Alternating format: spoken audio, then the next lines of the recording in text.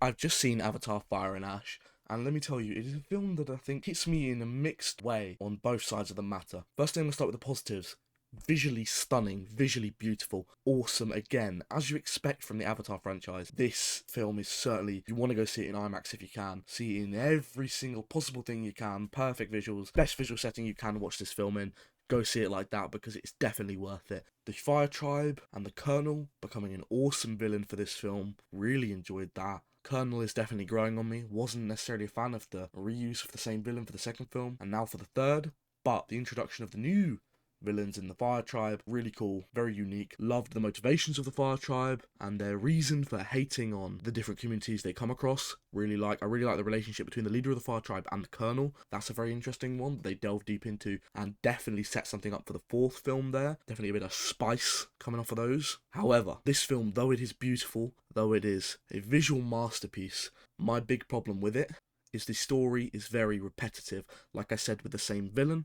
Again, the same villain, that's the problem with what Cameron does in these films. There is no freshness. It is an extraordinary 3-hour visual expedition, and you sort of have to go into this film for the beauty of Pandora rather than the engaging and brand new story, because it's very predictable and repetitive. That's what I did found, and that is what brought it down to a 6 or a 7 for me, because certainly the worst out of the trilogy, and that is really sad for me to say, because I had a lot of hopes for this film. But there are some very standout and very good moments. If you focus on certain characters, Spider really stood out, the Fire Tribe leader really stood out, the Sully family also stands out, so there is definitely some parts of the story to focus on that are very good.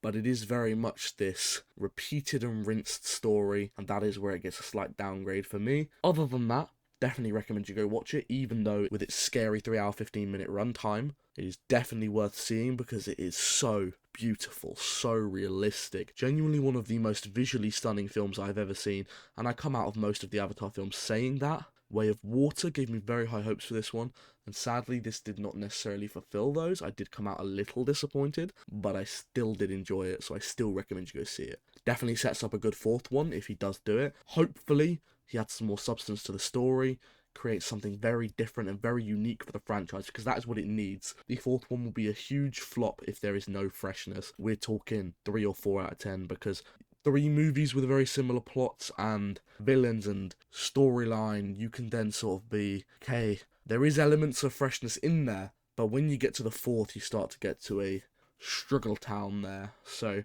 yeah, but I definitely recommend going to see it because there is some very good standout parts. It's visually beautiful. The Fire Tribe is awesome, and the villains, Colonel, very good as well. So definitely a good film, just not the best in the franchise. So I'm hoping that going into the fourth, that story can be improved. But that does not make it impossible to watch, because in general it isn't an awful story. Hope you guys enjoyed. That's my spoiler-free review of Avatar Fire and Ash. Tell me in the comments what you thought, and I will see you guys for another one. Bye bye.